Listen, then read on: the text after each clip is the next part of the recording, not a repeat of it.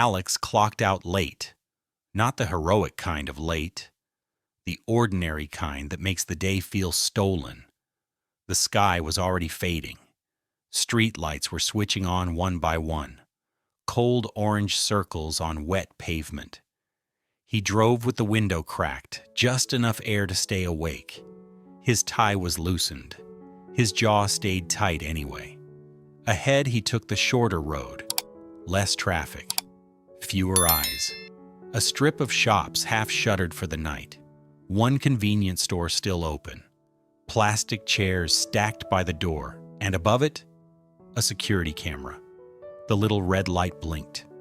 Blink, blink. Alex noticed it the way he noticed everything. A habit from boardrooms, from contracts, from people who smiled too easily. He reached for his phone, not to call, just to check the time. A small buzz of movement in his hand, then impact, hard, side on. Metal screamed across metal. The sound rose, sharp and violent, and then cut off, like someone had pulled a plug. His car lurched. The wheel snapped in his hands. The seatbelt locked so tight it stole his breath. For half a second, he didn't hear anything at all. Just his own pulse. Too loud. He blinked. His vision came back in fragments. Streetlight, dashboard, shattered reflection in the side mirror. His phone.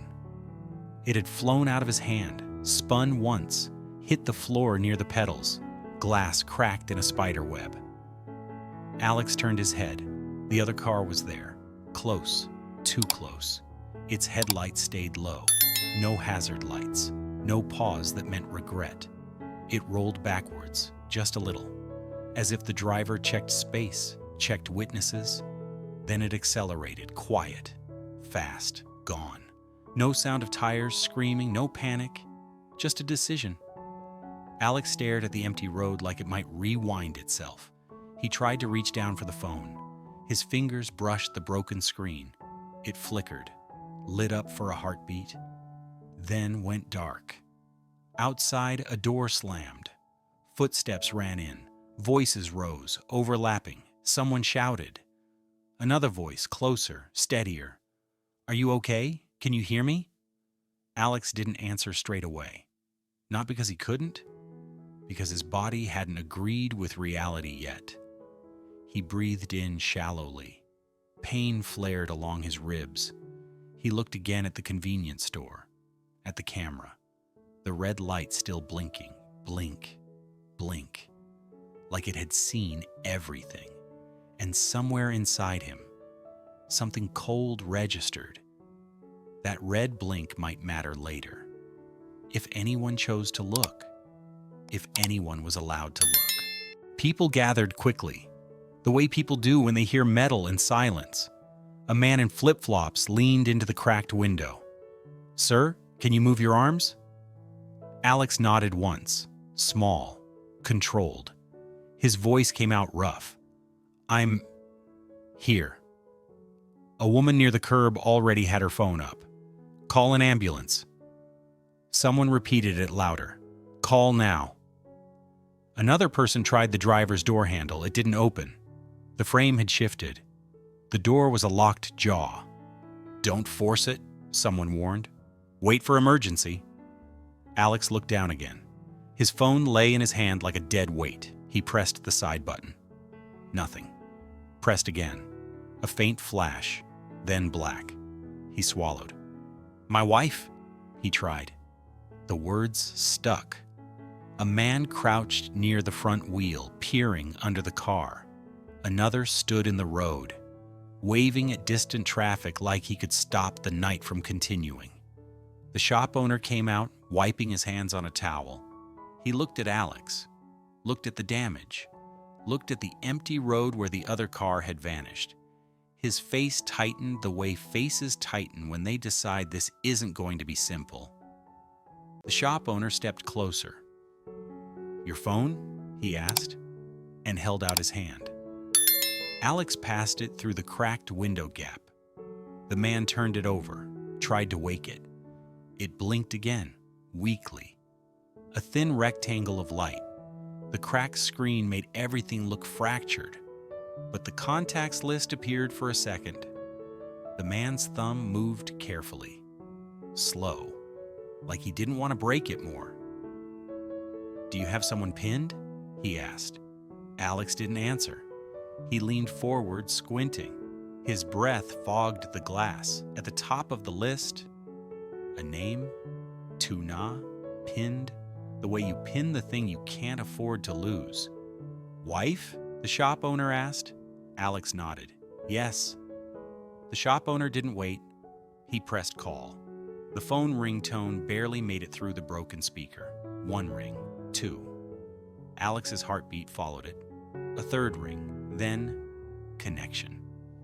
For a moment, the line carried sound before words. A child coughing, soft, wet, close to the microphone. Then, a woman's voice.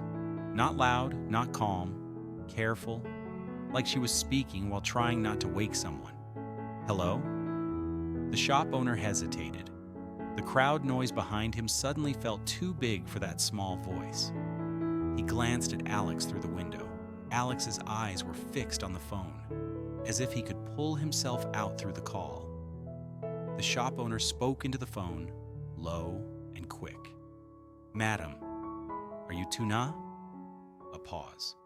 Then her voice again, tighter now. "Yes? Who is this?" Behind the shop owner, someone called out that the ambulance was on the way. Sirens were still far, but coming. Alex shifted slightly in the seat. Pain shot across his side. He forced his breathing even. He didn't want to sound afraid in front of strangers. He also didn't care. The shop owner's voice stayed flat. Not cruel, not dramatic, just factual. He said her name once more, like a check. Tuna. And in that second, Alex realized something else. His wife's phone was now the only bridge between this wrecked car and home. If the line dropped, there would be nothing but waiting. The shop owner inhaled, preparing to say what he had to say. Alex watched his mouth move before the words came out, like slow motion, like a bad decision you can't stop. And somewhere in the background, that red camera light kept blinking. Blink, blink, as if counting down. The shop owner didn't soften it. He didn't prepare her. He didn't add extra words. He said one sentence, very short. "Your husband has been in an accident." On the phone, silence. Not the kind where the call drops. The kind where a person is still there, breathing, but their mind has stepped away. The shop owner's face changed, a flicker of regret. Then he held the phone out slightly, listening. No reply. Just the faint sound of a child coughing again, somewhere close to her. Then, a small noise, a shift, like the phone moved in her hand, and the line went dead. Call ended. No goodbye, no questions, no answers. The shop owner stared at the black screen, then looked at Alex. Alex didn't move. His eyes stayed on the phone as if he could rewind it by staring harder. He wanted to say her name. He wanted to tell someone to call back, but his throat wouldn't open. Not yet. The crowd noise returned like a wave. Someone pointed down the road. Lights, ambulance. Alex finally blinked. Once. Slow. And in his mind, the only thing that existed was a question he couldn't ask out loud. Did she just hear it? Or did she understand it? And at home, in the quiet room where that call landed, what would Tuna do next? Tuna stood completely still. Her phone screen was dark. Her hand didn't lower it. It stayed near her face like she didn't trust her fingers to move. Henry coughed again, pressed against her chest. A small, tired cough. Then a whimper. The room was so quiet, she could hear the cough echo in her own ribs. She looked down at him. His cheeks were warm. His eyes half closed. He was still here, still breathing, still needing her. Tuna's throat tightened. She tried to swallow. Nothing moved. She looked back at the phone. The unknown number, the deadline. That sentence still hanging in the air like smoke. Your husband has been in an accident. No details, no location. No, he's fine. No, he's awake. Nothing. Her mind ran ahead anyway. Images she didn't want. A crushed door, blood on a shirt, Alex's face too still. She shut her eyes for half a second. Not to pray, to stop the pictures. Henry shifted, restless. Tuna pulled him closer automatically. Her palm rubbed his back in slow circles, a routine motion. The kind a mother does even when her own world is breaking. She stepped out of the bedroom. The wooden hallway creaked under her bare feet. Outside, the night had thickened. Bamboo fence shadows cut across the window like bars. In the living room, Alex's mother was awake. Of course she was. She sat at the table under a single light.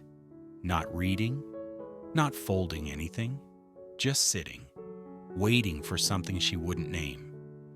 She looked up when Tuna entered. Her eyes went straight to Tuna's face. Not the phone, not Henry. Tuna didn't have to speak. Alex's mother saw it. Her expression sharpened, the way it always did when fear turned into control. "What happened?" she asked. Tuna opened her mouth. Nothing came. Her voice was still trapped somewhere behind her ribs. She held the phone out, like evidence, like proof. Alex's mother took it, looked at the missed call log, looked at the unknown number, then looked at Tuna again. "Say it," she said, quiet. Tuna forced air into her lungs. "He had an accident," she managed.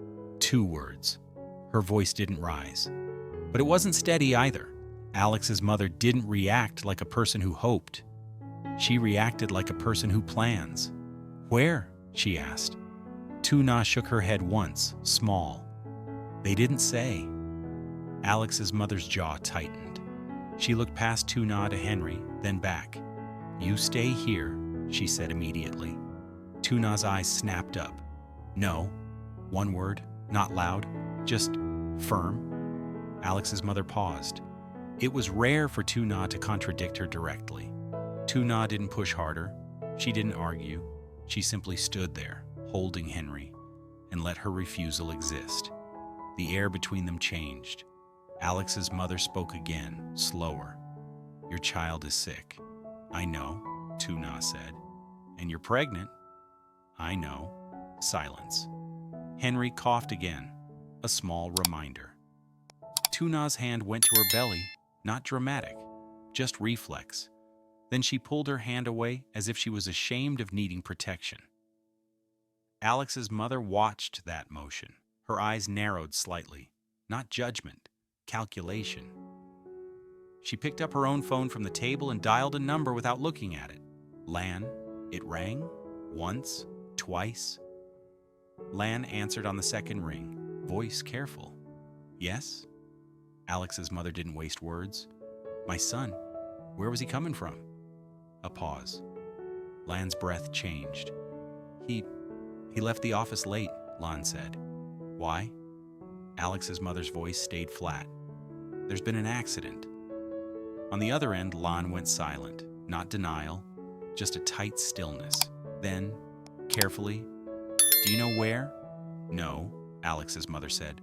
"But you will." Lan swallowed. "I can trace his route," she said quietly. "He usually takes—" Alex's mother cut in. "Find it." Then she ended the call. Tuna stared at her.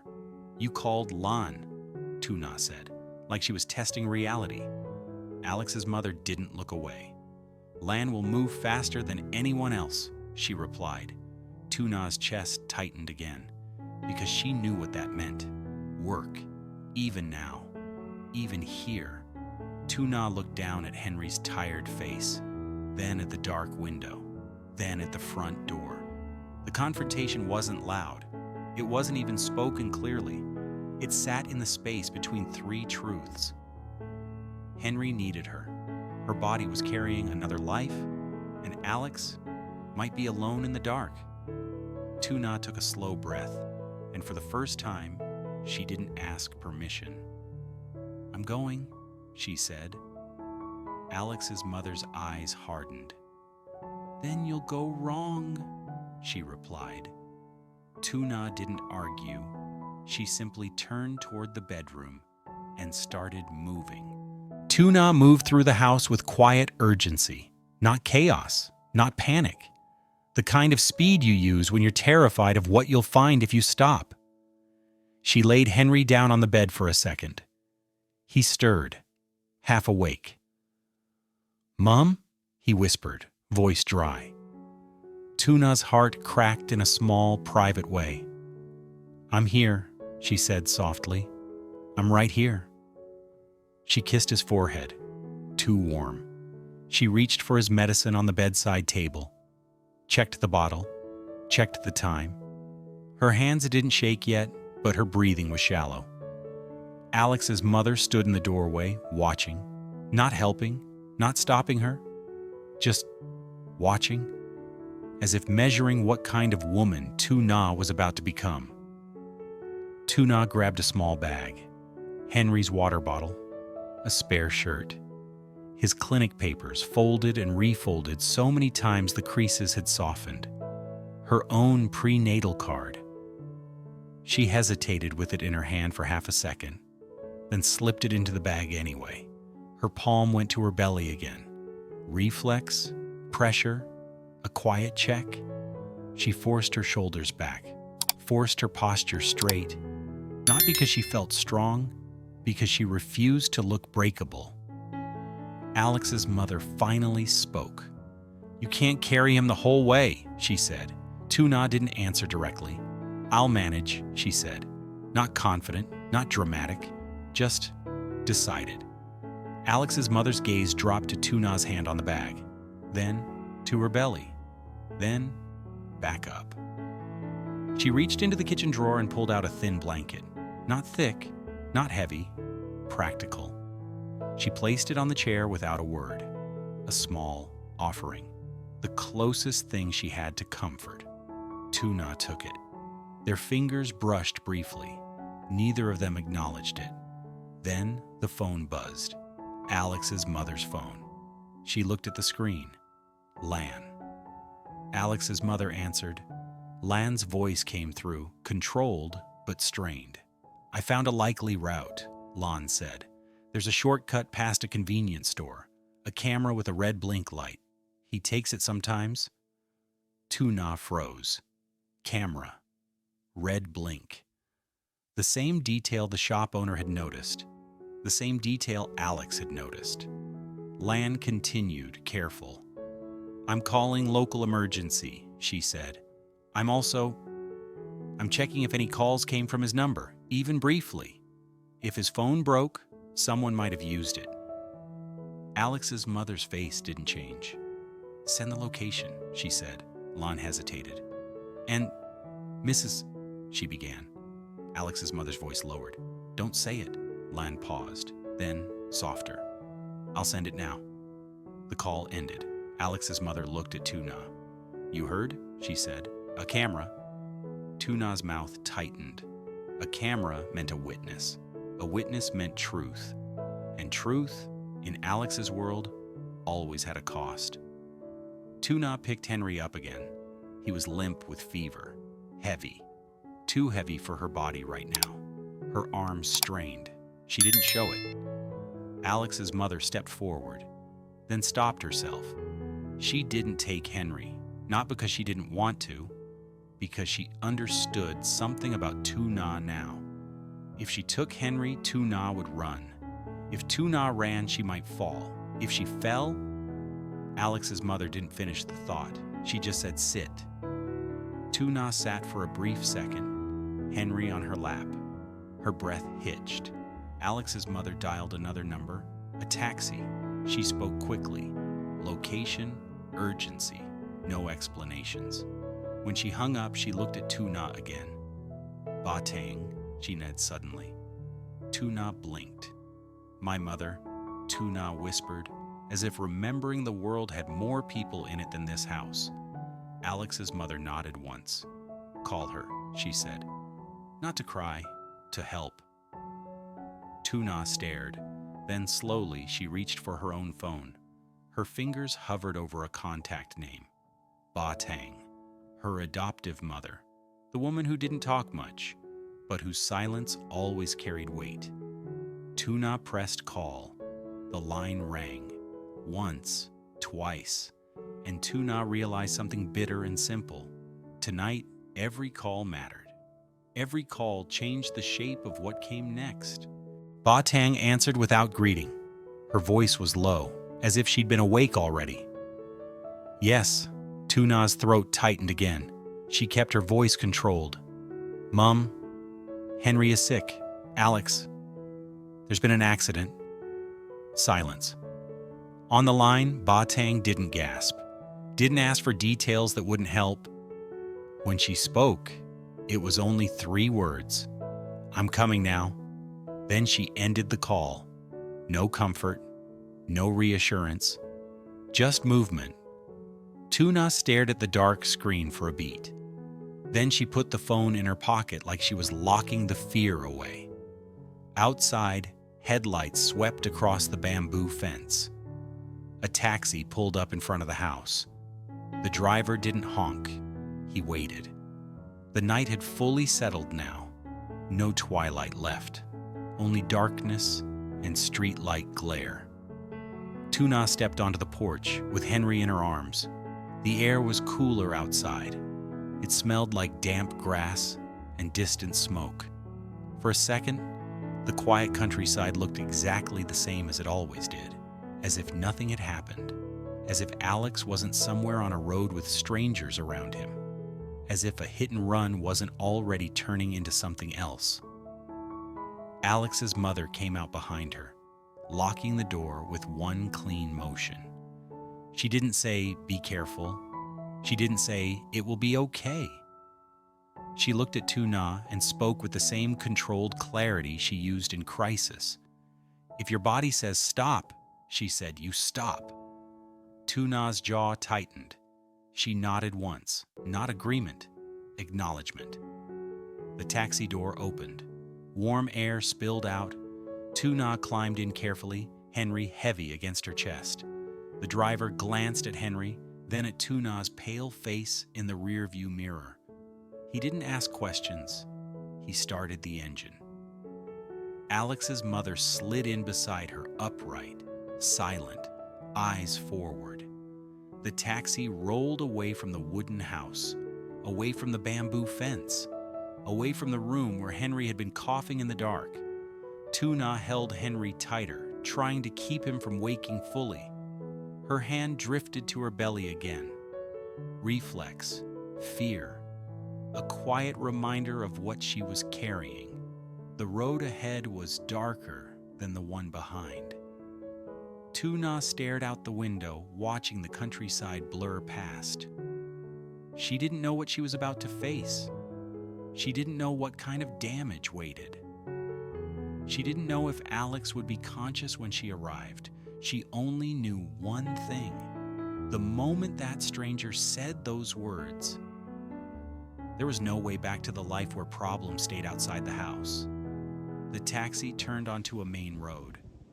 Far ahead, faint blue light flickered against the sky. Emergency lights, not close enough to tell anything, just enough to pull her heart forward. Tuna's phone buzzed once in her pocket. She didn't take it out. Not yet, because she was afraid of what a screen could say. The taxi slowed at a junction. The driver looked for a gap. Alex's mother's voice came quietly, almost to herself.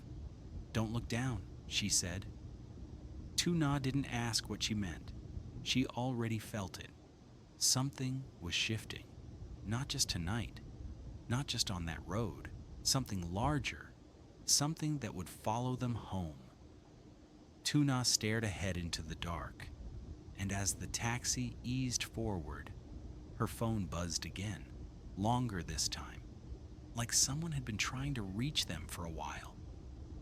Tuna's fingers closed around the phone in her pocket.